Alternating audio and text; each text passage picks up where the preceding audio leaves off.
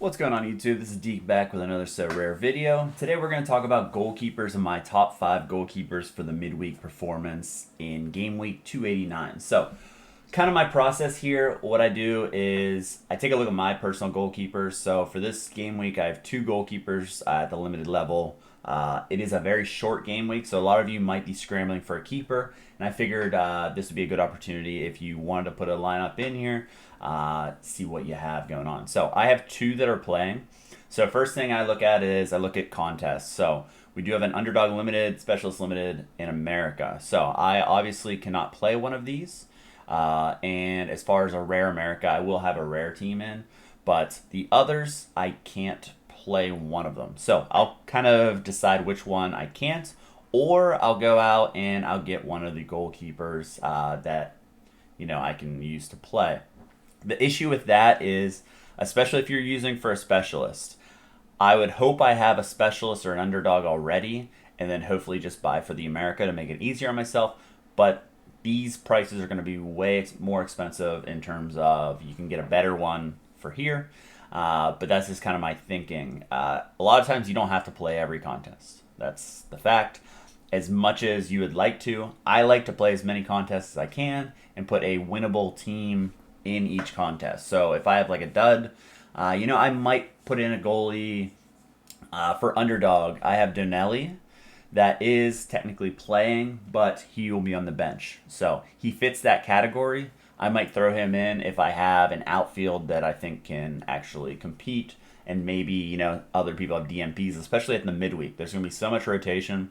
Hopefully all these goalkeepers play, but I don't know in advance. So if you want to see how which teams play the matches, just click on any competition. I like to go to casual because we'll have all of them, and then you can just see all the competition games. So there were a few added, and I want to note that earlier in the week I looked at this, and then I looked again, and we have these Europa Conference League games. So that is pretty big in terms of this game week. So I am kind of adding those back in, especially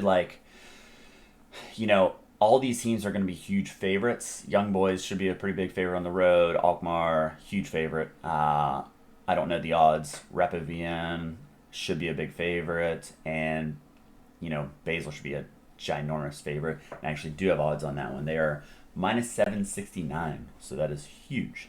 So make sure that you take a look at the game weeks just in case they add them in. That's kind of how you can figure those out.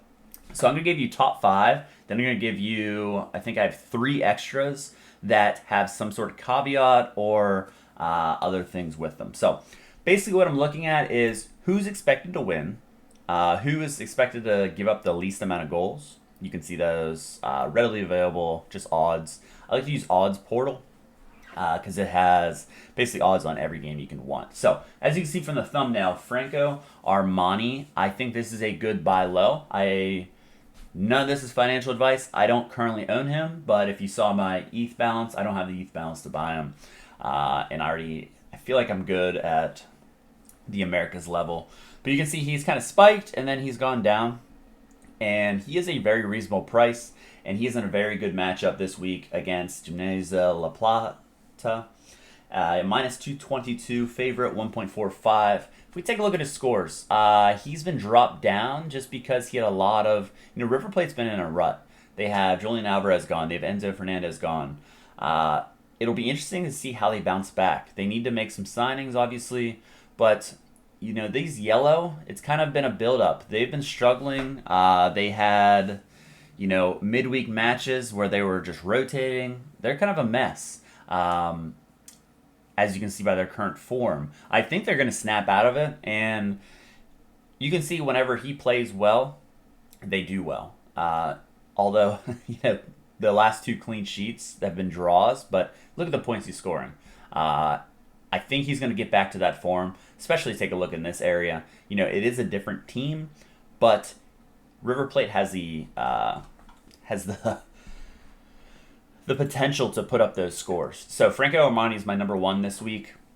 I will not be buying him, but if I had more ETH, I would probably pick him up as someone that's a pretty solid He's not going to be in your limited or anything, so this would be an American keeper.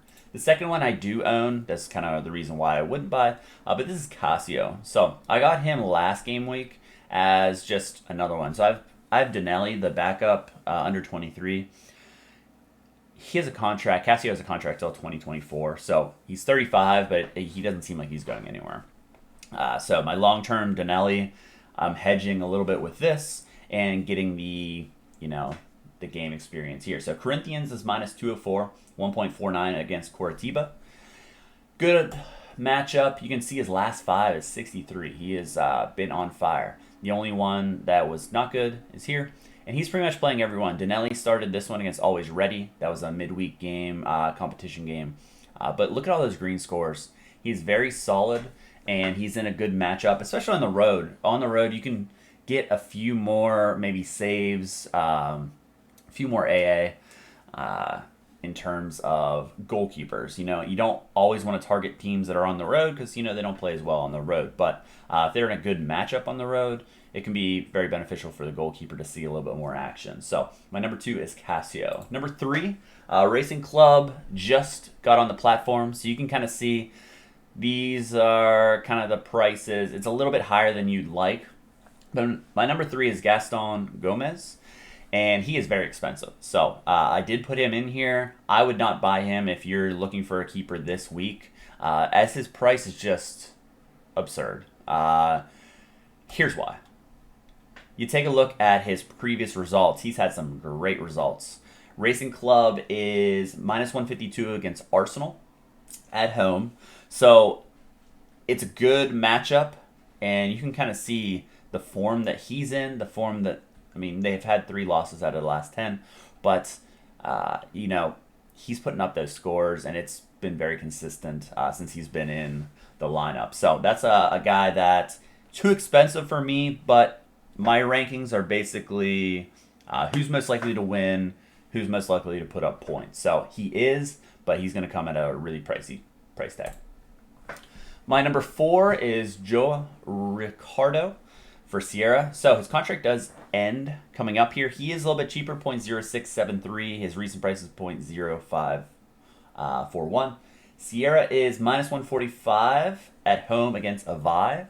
And you can kind of see his price dwindling down. So there is a little bit of a caveat with him. If we take a look at his recent scores, so he has had some DMPs whenever the fixtures are a little bit tight together. So this could be, he's only played 1 match. I don't think they're going to get him in and out. I think he will start.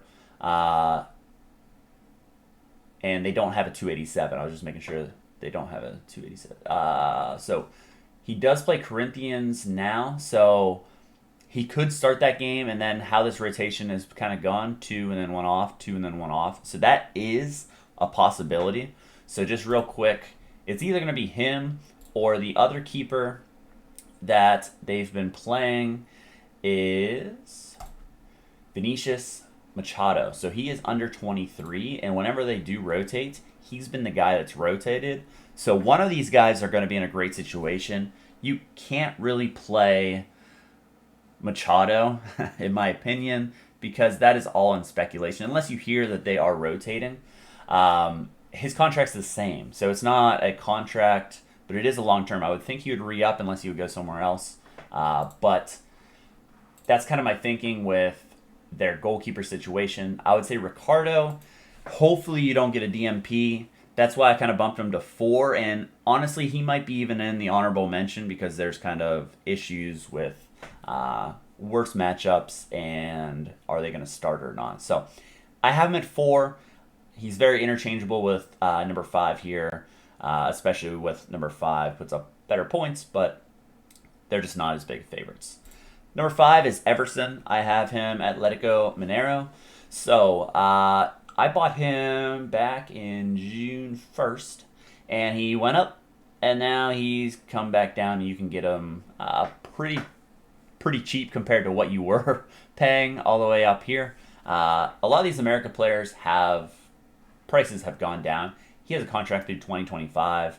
I like him. I wasn't going to sell him off, and he's actually the card that's gotten me the most rewards as part of my keeper in the Americas, which I've done pretty well in as far as getting rewards. I haven't gotten any upper echelon rewards, but he's helped a lot. So Atletico Mineiro, they are playing at Cuaba. So they are minus 114, 1.88 on the decimal odds.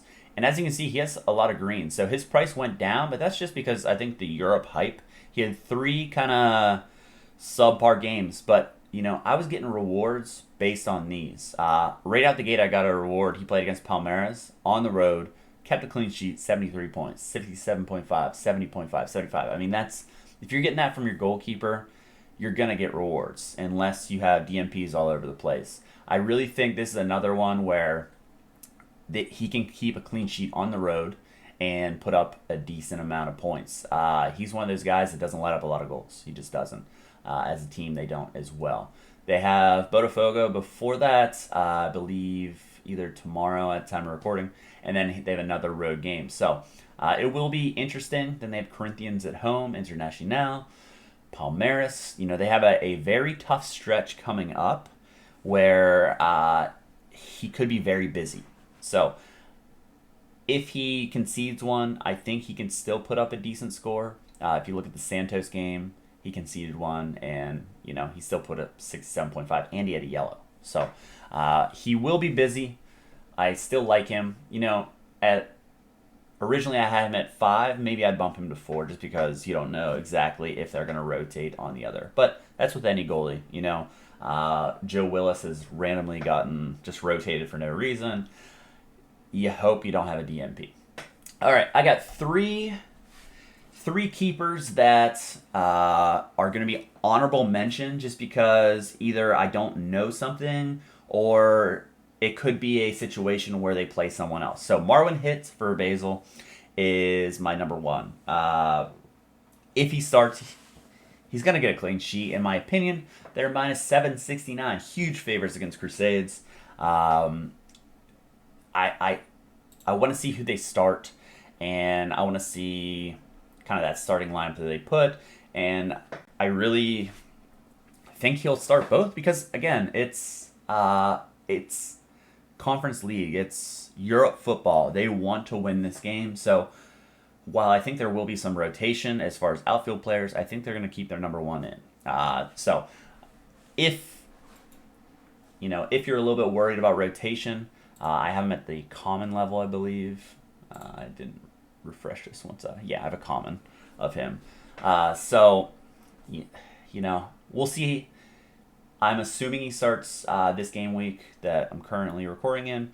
And, Winter Thur, that's a good matchup. I think good matchup here. Servette, that's a good matchup. He's going to be a very good guy.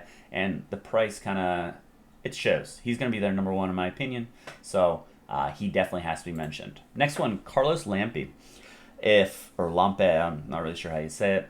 Tucumán, I mentioned him on my last video. Tucumán is minus 109 against Sarmiento. Sarmiento got a red, so they will be missing a player as far as that. So look at his scores. On my last video, I talked about it as well, but 90, 60, 67, 69, 60. Since getting into the lineup, he has been unbelievable, and he has another good matchup. So the price hasn't really caught up yet.